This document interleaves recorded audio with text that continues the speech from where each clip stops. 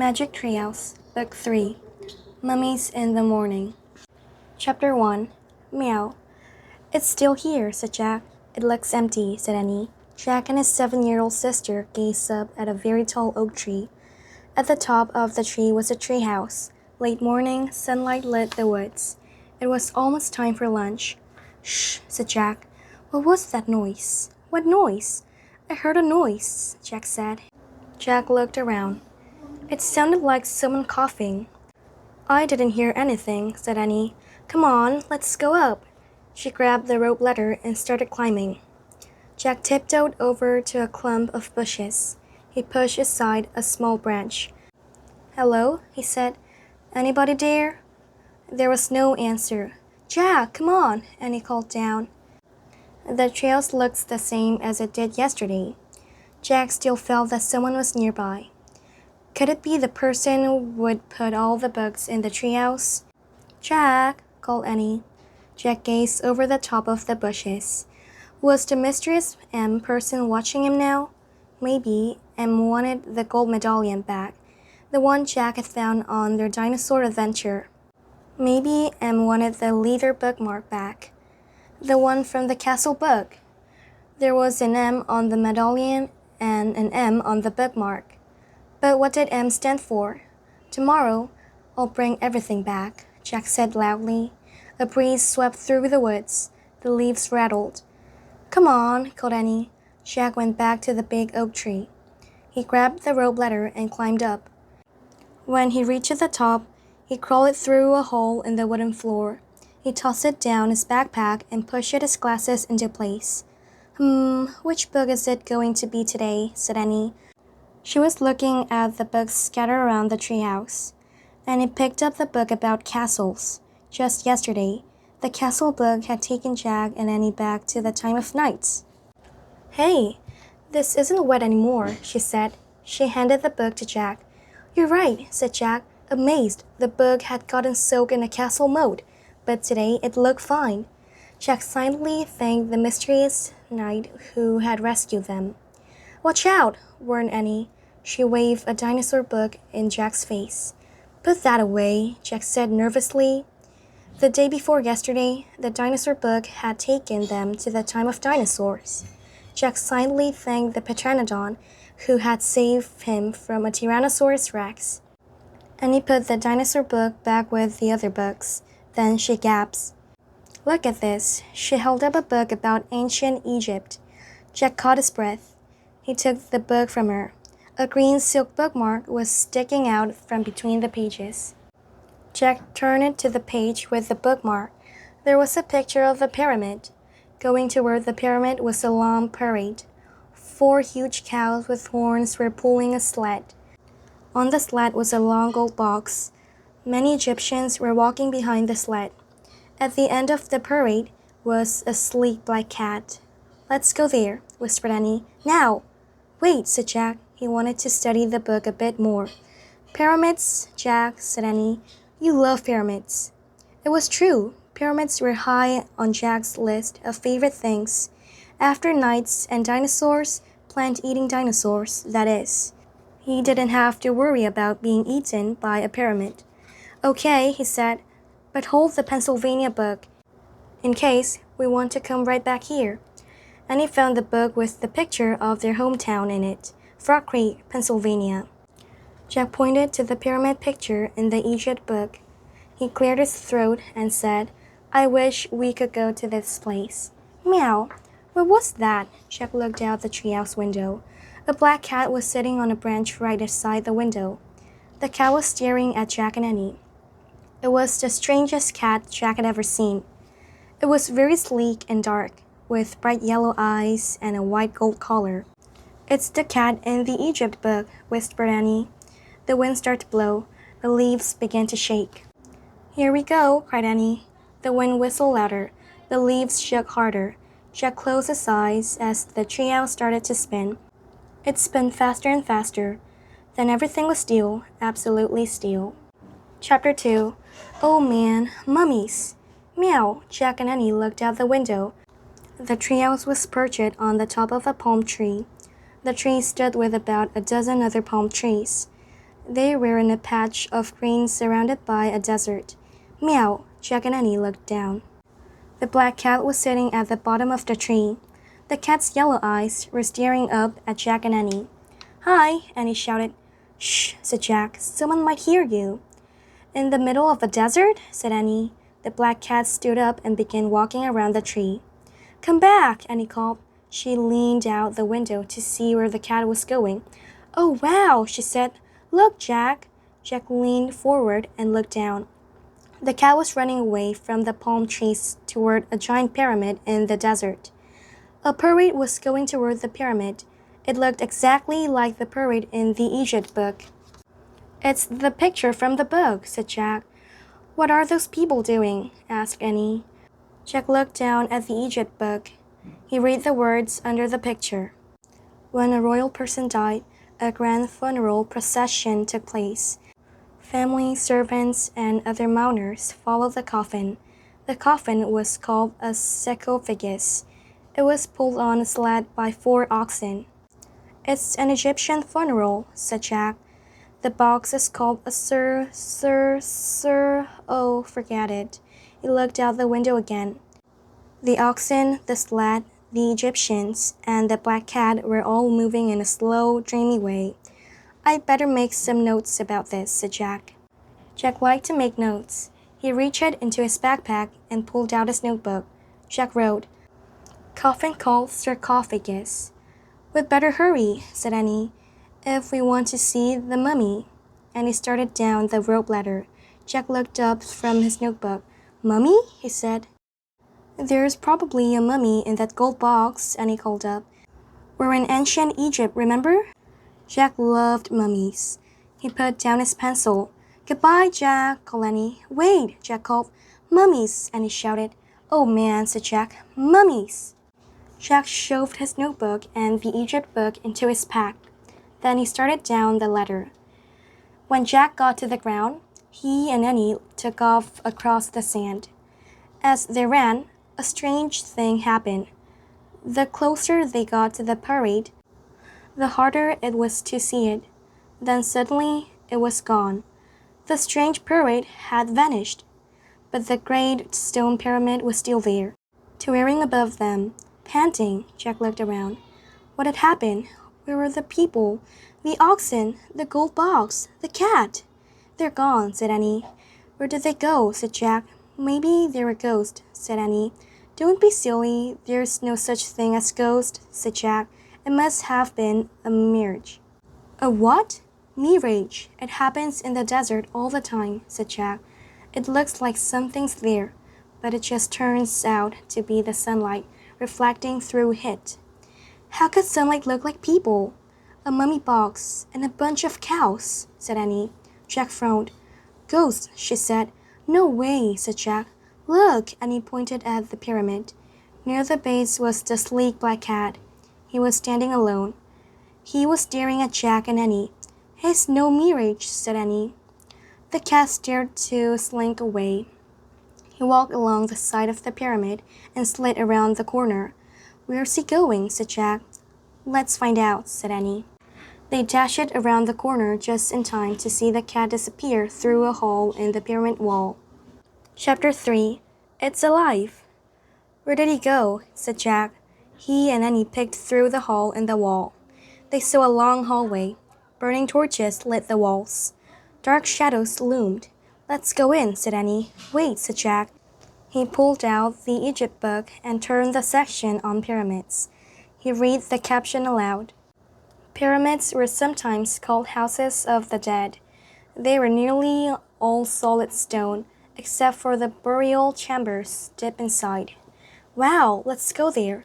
To the burial chambers, said Annie.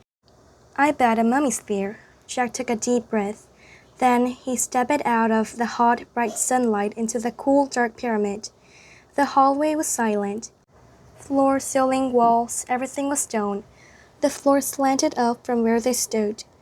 We have to go farther inside, said Annie. Right, said Jack.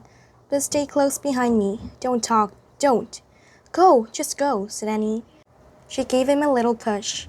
Jack started up the slanting floor of the hallway. Where was the cat? The hallway went on and on. Wait, said Jack. I want to look at the book. He opened the Egypt book again. He held it below a torch on the wall. The book showed a drawing of the inside of the pyramid. The burial chamber is in the middle of the pyramid. See? Jack said. He pointed to the drawing. It should be straight ahead. Jack tucked the book under his arm. Then he and Annie headed deeper into the pyramid. Soon the floor became flat. The air felt different, musty and stale. Jack opened the book again. I think we're almost at the burial chamber. See the picture? The hallway slants up. Then it gets flat. Then you come to the chamber. See, look. Eee! A strange cry shot through the pyramid. Jack dropped the Egypt book. Out of the shadows flew a white figure. It swooshed toward them. A mummy, Jack thought. It's alive, and he shouted. Chapter 4. Back from the Dead. Jack pulled Annie down. The white figure moved swiftly past them, then disappeared into the shadows. A mummy, said Annie. Back from the dead. Forget it, stammered Jack. That's impossible. He picked up the Egypt book. What's this? Said Annie. She lifted something from the floor. Look, the mummy dropped this thing. It was a gold stick about a foot long. A dog's head was carved on one end. It looks like a scepter, said Jack. What's that? Asked Annie. It's a thing kings and queens carry, said Jack. It means they have power over the people. Come back, Mummy, Annie called. We found your scepter. Come back. We want to help you. Shush, said Jack. Are you nuts? But the mummy... That was no mummy, said Jack. It was a person, a real person. What kind of person would be inside a pyramid? Asked Annie. I don't know, said Jack. Maybe the book can help us. He flipped through the book. At last, he found a picture of a person in a pyramid. He read, Tomb robbers often stole the treasure buried with mummies. Failed passages were sometimes built to stop the robbers. Jack closed the book. Not a mummy, he said. Just a tomb robber. Yikes, a tomb robber? Said Annie. Yeah, a robber who steals stuff from tombs, said Jack. What if the robber comes back? Said Annie. We'd better leave. Right, said Jack. But first, I want to write something down. He put the Egypt book into his pack. He pulled out his notebook and pencil. He started writing in his notebook. Tomb robber. Jack, said Annie. Just a second, said Jack. He kept writing. Tomb robber tried to steal. Jack, look, said Annie. Jack felt a swoosh of cold air. He looked up. A wave of terror shot through him. Another figure was moving slowly toward them.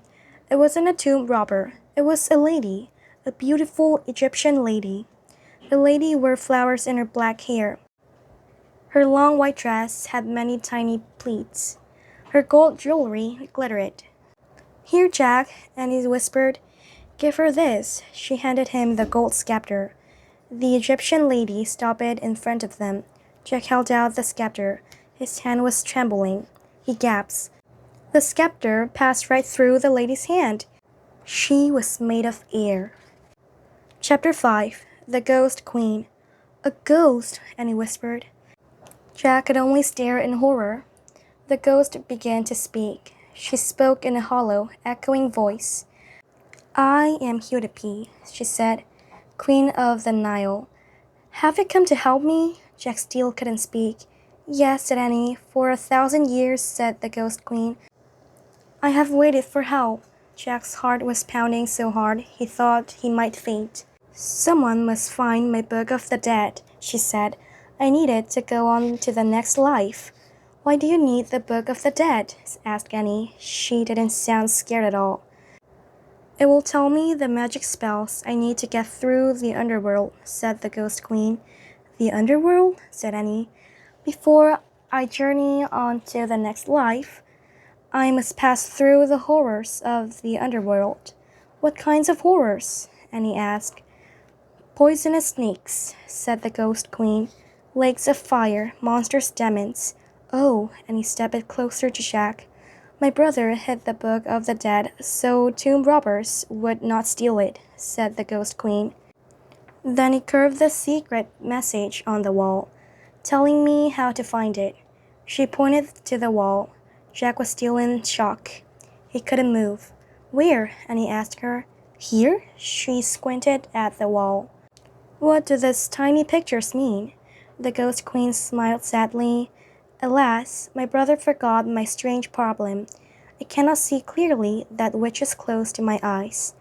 I have not been able to read his message for thousands of years. Oh, that's not strange, said Annie. Jack has the same problem. That's why he wears glasses. The Ghost Queen stared in wonder at Jack. Jack, lend her your glasses, said Annie. Jack took his glasses off his nose. He held them out to the Ghost Queen. She backed away from him. I cannot wear your glasses, Jack, she said. As you can see, I am made of air. Oh, I forgot, said Annie. But perhaps you'll describe the hieroglyphs on this wall, said the Ghost Queen. Who? Said Annie. Hieroglyphs, said Jack, finally finding his voice. It's the ancient Egyptian way of writing. It's like writing with pictures. The Ghost Queen smiled at him. Thank you, Jack, she said. Jack smiled back at her. He put his glasses on. Then he stepped toward the wall and took a good long look. Oh man, he whispered. Chapter 6. The Writing on the Wall. Jack and Annie squinted at the pyramid wall. A series of tiny pictures was carved into the stone. There are 4 pictures here, Jack told the Ghost Queen. Describe them to me, Jack. One at a time, please, she said. Jack studied the first picture. Okay, he said. The first one is like this. He made a zigzag in the air with his finger. Like stairs? Asked the Ghost Queen. Yes, stairs, said Jack. Just like stairs. She nodded. That was easy enough, Jack thought. He studied the second picture. The second one has a long box on the bottom, he said. He drew it in the air. The Ghost Queen looked puzzled. With 3 things on top, like this, said Annie. She drew squiggly lines in the air. The Ghost Queen still seemed puzzled. Like a hat, said Jack. Hat? Said the Ghost Queen. No, more like a boat, said Annie. Boat? Said the Ghost Queen. She sounded excited. Boat? Jack took another look at the wall. Yes, it could be a boat, he said. The Ghost Queen looked very happy. She smiled. Yes, of course, she said. Jack and Annie studied the next picture. The third one is like a thing that holds flowers, said Annie. Or a thing that holds water, said Jack. Like a jug? Asked the Ghost Queen. Exactly, said Jack. Yes, a jug, said Annie. Jack and Annie studied the last picture. And the last one looks like a pole that droops, said Annie. Like a curved stick, said Jack. But one side is shorter than the other. The Ghost Queen looked puzzled again. Wait, said Jack. I'll draw it in my notebook, big, so you can see it. Jack put down the scepter and got out his pencil. He drew the hieroglyph. A folded cloth, said the Ghost Queen. Really? Said Jack. Yes, that is the hieroglyph for a folded cloth, said the Ghost Queen. Oh, okay, said Jack. He looked at the 4th hieroglyph again. He still couldn't see the folded cloth. Maybe it was like a towel hanging over a bathroom rod. So that's all of them, said Annie. She pointed at each picture. Stairs, boat, jug, folded clothes. Jack wrote the words in his notebook. So what does the message mean? He asked the Ghost Queen. Come, she said. She held out her hand. Come to my burial chambers. And she floated away. Chapter 7. The Scroll. Jack put the scepter on his notebook and pencil into his pack. The Ghost Queen seemed so kind and gentle. He wasn't afraid of her at all anymore. Jack and Annie followed her deeper into the pyramid. Finally, they came to some stairs. The stairs, said Jack and Annie together. The Ghost Queen floated up the stairs. Jack and Annie followed. The Ghost Queen floated right through a wooden door. Jack and Annie pushed on the door. It opened slowly. They stepped into a cold, drafty room. The Ghost Queen was nowhere in sight. Dim torchlight lit the huge room. It had a very high ceiling. On one side was a pile of tables, chairs, and musical instruments. On the other side of the room was a small wooden boat. "The boat," said Jack. "What's it doing inside Queen Hudby's pyramid?" asked Annie. "Maybe it's supposed to carry her to next life," said Jack. Jack and Annie went over to the boat. They looked inside it. The boat was filled with many things: gold plates, painted cups, jeweled goblets, woven baskets, jewelries with blue stones, and small wooden statue. "Look," said Jack. He reached into the boat and lifted out a clay jug. "The jug," said Annie. Jack looked inside the jug.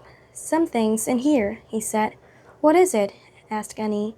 Jack felt inside the jug. "It feels like a big napkin," he said. "The folded clothes," said Annie. Jack reached into the jug and pulled out the folded clothes. It was wrapped around an ancient-looking scroll. Jack slowly unscrolled the scroll. It was covered with wonderful hieroglyphs. "The Book of the Dead," whispered Annie. "We found it!" "Oh man," Jack traced his finger over the scroll. It felt like very old paper. "Queen Hudby," called Annie. "We have it! We found your Book of the Dead!" Silence. "Queen Hudby!" A door on the other side of the chamber creaked open. "Maybe she's in there," said Annie. Jack's heart was pounding. Cold air was coming through the open doorway. "Come on," said Annie. "Wait." "No," said Annie. "She's waited thousands of years for a book. Don't make her wait any more."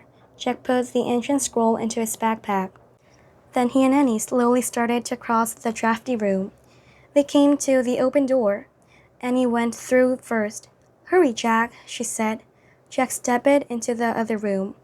It was nearly bare, except for a long gold box. The box was open. Its cover was on the floor.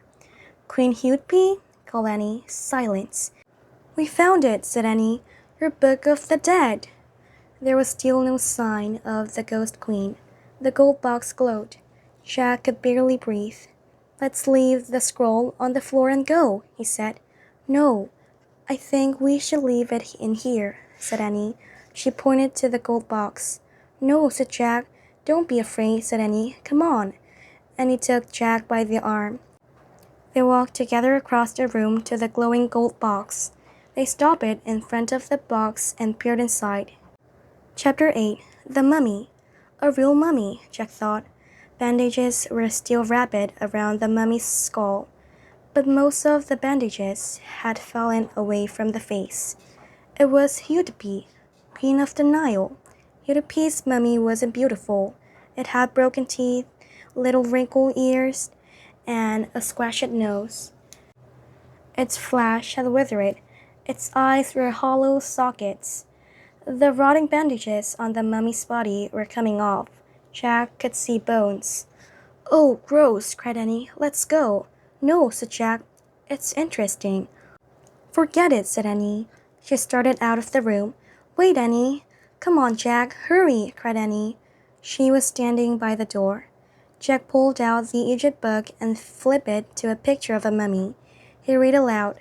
Ancient Egyptians tried to protect the body so it would last forever. First, it was dried out with salt. "Ugh, stop," said Annie. "Listen," said Jack. He kept reading. Next, it was covered with oil. Then it was wrapped tightly in bandages. The brain was removed by— "Yuck! Stop!" cried Annie. "Goodbye," she dashed out of the room. "Annie," called Jack. "We have to give her the Book of the Dead." But Annie was gone. Jack reached into his pack. He pulled out the scroll and the scepter. He put them next to the mummy's skull. Was it just his imaginations? Or did a deep sigh seem to shudder throughout the room? Did the mummy's face grow calmer? Jack held his breath as he backed out of the mummy room. He hurried through the boat room and headed down the stairs. At the bottom of the stairs, Jack heaved his own sigh, a sigh of relief. He looked down the hallway. It was empty. "Hey, Annie, where are you?" he said. No answer. Where in the world was Annie? Jack started down the hallway. "Annie," he called. Had she run out of the pyramid? Was she already outside? "Annie!" "Help, Jack!" came a cry. The voice sounded far away. It was Annie. Where was she? "Help, Jack!" "Annie!" Jack started to run along the shadowy hallway. "Help, Jack!" The cry seemed fainter. Jack stopped it. He was running away from her voice. "Annie!" he called. He went back toward the burial chambers. "Jack!" Her voice was louder. "Jack!" Jack climbed the stairs. He went back into the boat room. He looked around at the furniture, the musical instruments, and the boat. Then he saw it. There was another door. It was right next to the door he had just come through. The other door was open. Jack dashed through it. He found himself at the top of some stairs. They were just like the stairs outside the other door. He went down the stairs and into a hallway. It was lit by torches on the wall. It was just like the other hallway. "Annie!" he called. "Jack! Annie! Jack!" Annie was running through the hallway toward him. She crashed into him. "I was lost," she cried. "I think this is one of those failed passages built to fool the tomb robbers," said Jack. "A failed passage?" said Annie, panting. "Yeah, it looks just like the other hallway," said Jack. "We have to go back into the boat room and out the right door." Just then, they heard a creaking noise. Jack and Annie turned around. They looked up the stairs. They watched it in horror as the door slowly creaked shut. A deep sound rumbled in the distance, and all the torches went out. Chapter 9. Follow the Leader. It was pitch dark. "What happened?" Annie asked. "I don't know. Something weird," said Jack. "We have to get out of here fast. Push against the door." "Good idea," said Annie in a small voice. They felt their way through the darkness to the top of the stairs. "Don't worry, everything's going to be okay," said Jack. He was trying to stay calm. "Of course," said Annie. They leaned against a wooden door and pushed. It wouldn't budge. They pushed it harder. It was no use. Jack took a deep breath. It was getting harder to breathe and harder to stay calm. "What can we do?" asked Annie. Just rest a minute," said Jack, panting. His heart was pounding as he tried to see through the darkness. "Maybe we should start down the hall," Annie said. "Maybe we'll eventually come to—" "Okay, come on," he said. "Feel the wall." Jack felt the stone wall as he climbed slowly down the stairs. Annie followed. Jack started down the dark hallway. It was impossible to see anything, but he kept going, taking one step at a time, moving his hands along the wall. Jack went around a corner. He went around another corner. He came to some stairs. He climbed up, and he followed. There was a door. Jack pushed against it, and he pushed too. This door wouldn't budge either. Or was it the same door? Jack and Annie stopped pushing. It was no use. "They're trapped." Annie took Jack's hand in the dark. She squeezed it. They stood together at the top of the stairs, listening to the silence. "Meow." "Oh, man," Jack whispered. "He's back," said Annie. "Meow." "Follow him," cried Jack. "He's going away from us." Jack and Annie started down the dark hallway, following the cat's meow, hands against the wall. They stumbled through the darkness. Meow. Jack and Annie kept following the sound all the way through the winding hallway. They went around one corner, then another, and another. Finally, they saw a light at the end of the tunnel. They rushed forward, out into the bright sunlight. "Yay!" Annie shouted. But Jack was thinking. "Annie," he said, "how did you get out of the failed passage?" "The cat," said Annie. "But how could the cat do it?" asked Jack. "Magic," said Annie. Jack frowned. "But look," said Annie. She pointed. The cat was bounding away over the sand. "Thank you," called Annie. "Thanks," Jack shouted at the cat. The cat's black tail waved. Then the cat disappeared in the shimmering waves of heat. Jack looked toward the palm trees. The magic treehouse sat like a bird's nest at the top of one. "Time to go home," Jack said. Jack and Annie set off for the palm trees. It was a long, hot walk. At last, Annie grabbed the rope ladder. Jack followed. Once they were inside the treehouse, Jack reached the books about Pennsylvania. Suddenly, he heard a rumbling sound. It was the same sound he had heard in the pyramid. "Look," Annie said, pointing out the window. Jack looked. A boat was beside the pyramid. It was gliding over the sand like a boat sailing over the sea. Then the boat faded away into the distance. Was it just a mirage, or was the ghost queen finally on her way to the next life? "Home, Jack," whispered Annie. Jack opened the Pennsylvania book. He pointed to the picture of Frog Creek. "I wish we could go home," he said. The wind began to blow. The treehouse started to spin. It spun faster and faster. Then everything was still, absolutely still. Chapter 10. Another clue. Late morning sunlight shone through the treehouse window. Shadows danced on the walls and ceiling. Jack took a deep breath. The treehouse was back in the Frog Creek woods. "I wonder what Mom's making for lunch," said Annie. She was looking out the window. Jack smiled. Lunch, Mom, home, it all sounded so real, so calm and safe. "I hope it's peanut butter and jelly sandwiches," he said. "Boy, this place is a mess," said Annie. "We'd better make it neater in case Em comes back." Jack had almost forgotten about Em.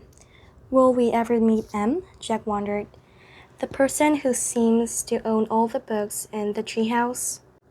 "Let's put the Egypt book on the bottom of the pile," said Annie. "Good idea," said Jack.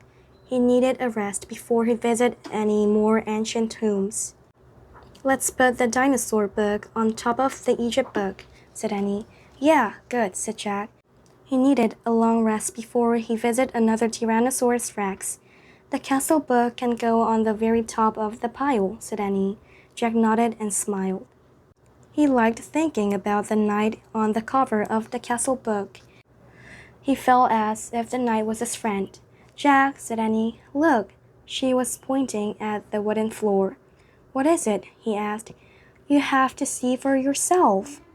Jack walked to Annie and looked at the floor. He didn't see anything. "Turn your head a little," said Annie. "You have to catch the light just right."